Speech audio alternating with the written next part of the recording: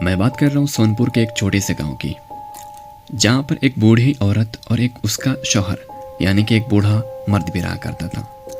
वो कहते हैं कि वो लोग सारे के सारे गांव वालों से अलग रहा करते थे, यानी कि हट कर।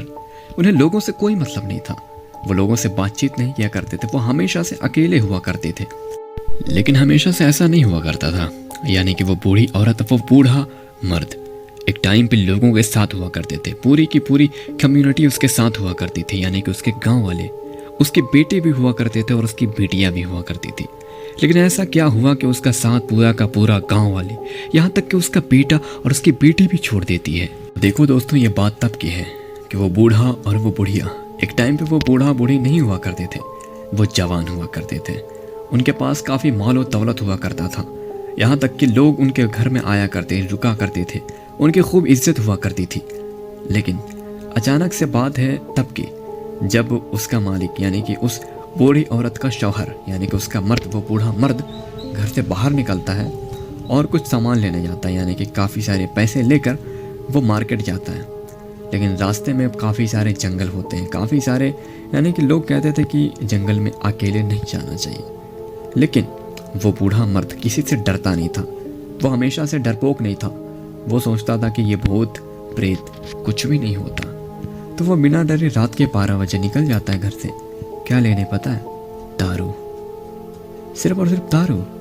इसकी वजह से घर से 12 बजे रात को निकलता है वो, और जैसे ही जंगलों के रास्ते में पहुंचता है, अचानक से उसकी गाड़ी खराब हो जाती है।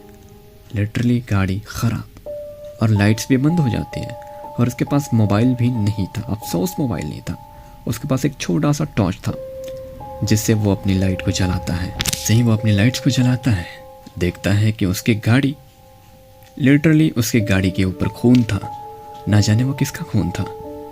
आसपास कोई जानवर भी नहीं था जिसका खून उसके गाड़ी पे लग गया हो, यानी कि वो जानवर रोड पे मरा हो और उसका खून गलती से टायर के जरिए उसके बाइक पे लग गया हो। लेकिन ऐसा कुछ भी नहीं था। वो लिटरली देख के अपने बाइक को डर जाता है कि आखिर कैसे मेरे बाइक पे खून कहाँ से आ गया।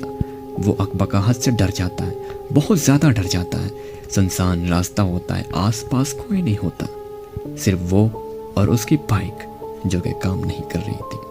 और फिर अचानक से वो कुछ देर बाइक को स्टार्ट करने की कोशिश करता है, नहीं होती वो बाइक स्टार्ट। और अचानक से एक बूढ़ा और आता है जो कि साइकिल में होता है और उसके हाथ में टॉर्च होता है।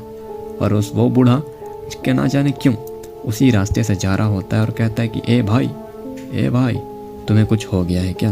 यानी कि वो साइकिल वाला इस बाइक वाले से कहता है, भाई तुम्हें कुछ हो गया है क्या? अकेले रास्ते पर क्या कर रहे हो यहाँ? अकेले मत रुको। दोस्तों बस इतना ही कहना था कि वो बूढ़ा अकबकाते हुए कहता है जिसके पास बाइक होती है, भैया मुझे बचा लो यार, ना जाने क्यों मैं रात को 12 बजे कुछ सामान लेने आया था और मेरी गाड़ी अचानक से ख़राब हो गई। इसमें पेट्रोल भी है, हर चीज़ है, लेकिन फिर भी गाड़ी स्टार्ट नहीं हो रही, मैं क्या करूं? और फिर वो साइकिल वाला बूढ़ा उस बूढ़े की तरफ देखता है और कहता, तुम ये बताओ कि 12 बजे रात को तुम जंगलों में क्या करने आए थे? तुम्हें नहीं पता कि जंगलों में अकेले नहीं आया जाता? तुमने कई बार अफवाहें सुनी होंगी कि यहाँ पर भूत और प्रेत रहते हैं, इसके बावजूद तुम घर से क्यों बाहर निकले? और जैसे ही ये बात बोलता है वो साइकिल वाला बूढ़ा, और अचानक से उसकी नज़र पड़ती है उसकी बाइक पे। उसकी बाइक पे लिटरली खून लगा होता है। ये चीज़ देखकर वो साइकिल वाला बूढ़ा कहता है, तुम ये बताओ तुमने किसी का मर्डर किया है या फिर तुमने किसी को मार डाला है? तुम्हारे गाड़ी पे ये खून कहाँ से आया? या फिर तुमने किसी को मारा होगा पक्का और तुमने उसे कहीं फेंक दिया होगा और अब तुम नाटक कर रहे हो। जैसे ये बात वो साइकिल वाला बूढ़ा कहता है, ये बाइक वाला बूढ़ा कहता है, नहीं भाई मैंने किसी को लिटरली नहीं मारा, मेरा यकीन करो, मैं खूनी नहीं हूँ, मैं इज्जतदार इंसान हूँ, मेरा जान पहचान है लोगों में, मेरी बहुत इज्जत होती है, तुम मेरी बातों को समझो।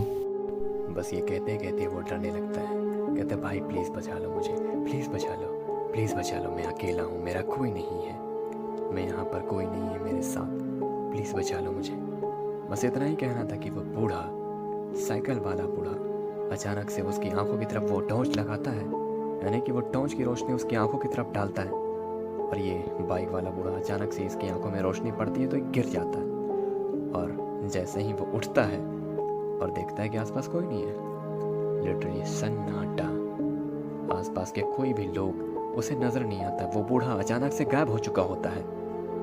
इसके डर कर हालत खराब हो जाती है और वो जोर जोर से चिल्लाने लगता है, बचाओ बचाओ बचाओ। लेकिन आसपास तो कोई नहीं था। वो बूढ़ा भी अचानक से गायब हो चुका था। और ये बाइक वाला बूढ़ा जिसको किसी चीज़ से डर नहीं लगता था, लेकिन ये भी हद से ज़्यादा डरने लगता है, हद से ज़्यादा डरने लगता है। और फिर अचानक से वो गाड़ी को स्टार्ट करने की कोशिश करता है और एक बार उसकी गाड़ी की किक मारता है तो अचानक से गाड़ी स्टार्ट हो जाती है। और जैसे ही वो घर पहुंचता है अपनी बीवी से कहता है, बीवी बचाओ मुझे, बचाओ बचाओ वरना वो मुझे मार देगा।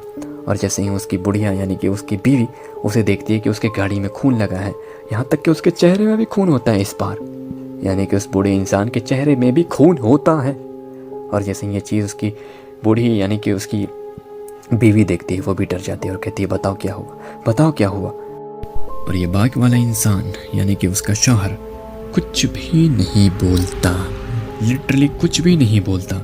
इसकी आवाज़ निकल नहीं रही थी, ये हक्का बक्का सा हो गया था। लिटरली उसके बाद से इसका पागलपन का दौरा पड़ना स्टार्ट हो गया था। ये इज्जतदार था लोगों की नज़र में, लेकिन जब से घर से बाहर निकलता तब लोगों को हक़ारत की नज़र से देखता, उनके ऊपर कूदने लगता जैसे कि वो इंसान पागल हो चुका था। लिटरली 2 दिन पहले बहुत अच्छा और नेक दिल इंसान हुआ करता था, किसी चीज़ से डरता नहीं था, वो मालदार हुआ करता था।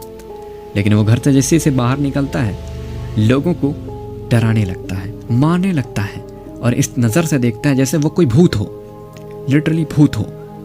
और ये चीज़ देखकर गांव वाले सब के सब डर जाते हैं और उनसे दूरियां बनाने लगते हैं।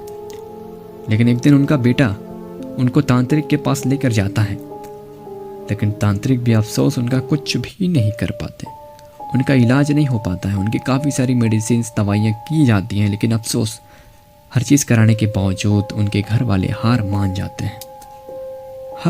वो कुछ नहीं कर पाते, चाह कर भी अपनी सारी कोशिशें करने के बावजूद वो हार जाते हैं। और फिर लास्ट में उनके पास धन दौलत हर चीज़ छूट जाती है, उसके रिश्तेदार उनका साथ छोड़ देते हैं, क्योंकि जिसके पास पैसा होता है उसके पास सारी दुनिया होती है। लेकिन वो मालदार बूढ़ा शख्स, उसकी ज़िंदगी तबाह बर्बाद हो जाती है। तो दोस्तों, कहने का मतलब ये कि अपने घर से बाहर मत निकला करो।